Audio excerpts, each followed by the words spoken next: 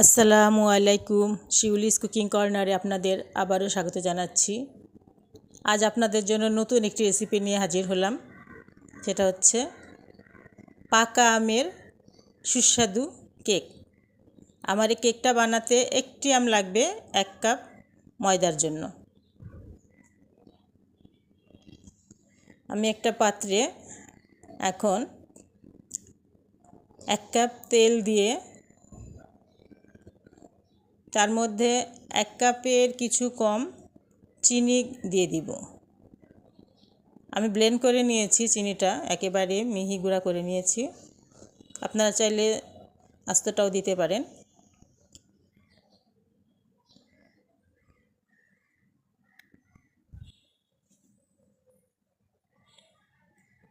আমি কিছুটা চিনি রেখে দিলাম, কারণ পরে আবার জেলি বানাতে লাগবে একটু চিনি। আমি এখন একটা হ্যান্ড বিটার দিয়ে এটা বিট করে নিব। আপনারা চাইলে ইলেকট্রিক বিটার দিয়েও করতে পারেন।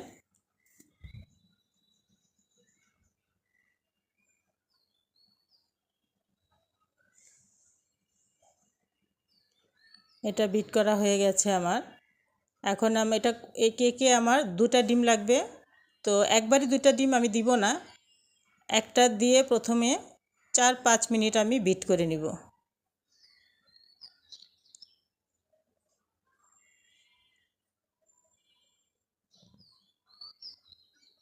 খুব মসৃণভাবে আমি এটা বিট করব। তেল, চিনি আর ডিম একদম একসাথে হয়ে যাবে মিশে। এরপরে আমি সেকেন্ড ডিমটা দিয়ে দিব।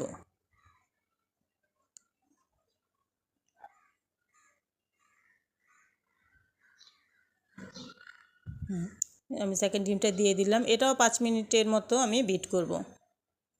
বিট করতে করতে যখন কালারটা একটু হালকা হয়ে যাবে তখন বিট করা শেষ হবে। আমি অর্ধেকটা আম পিউরি করে রেখেছিলাম ব্লেন্ড করে, সেটা এখন দিয়ে দিলাম। পুরোটা দেইনি, জেলি বানানোর জন্য কিছু রাখলাম। আপনাদের আমে যদি আঁশ থাকে মনে হয় তাহলে একটু চেলে নেবেন ব্লেন্ড করার পর। আমার আমটাতে আঁশ ছিল না, তাই চালার দরকার পড়েনি।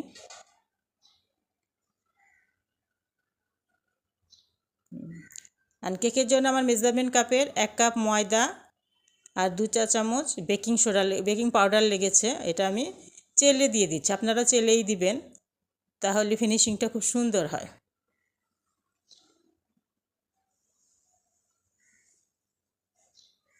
চেলে দিয়ে দিচ্ছি।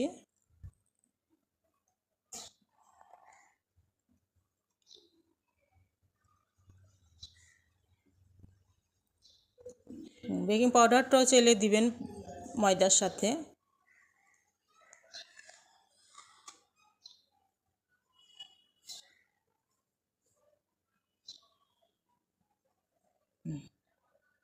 এখন চিনি, ডিম, তেল, ময়দা সম্পূর্ণ মিশ্রণটা বিট করে একদম একসাথে করে ফেলবো, মিশিয়ে দিব।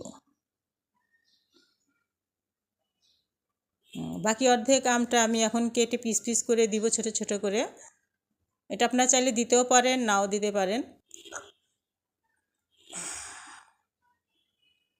দিলে পরে হয় কি, কেকটা পিস করার পরে প্রতিটা পিসের মধ্যে 1-2 টুকরা করে আম থাকে।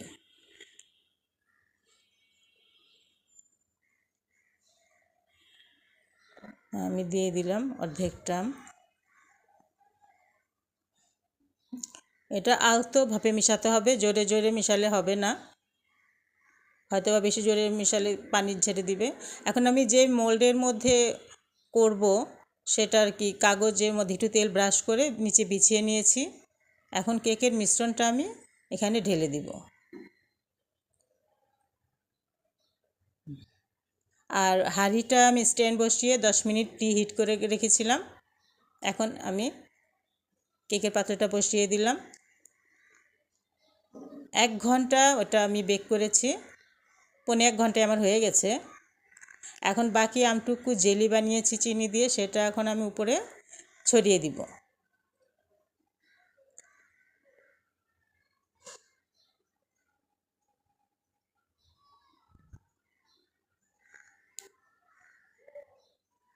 তারপর আমি একটু ক্রিম দিয়ে ডেকোরেশন করব।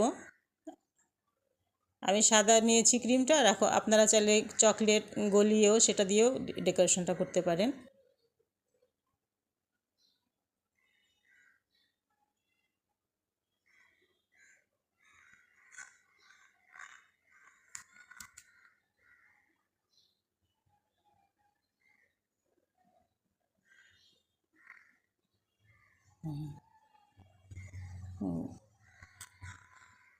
দেখেন কতটা সফট হয়েছে।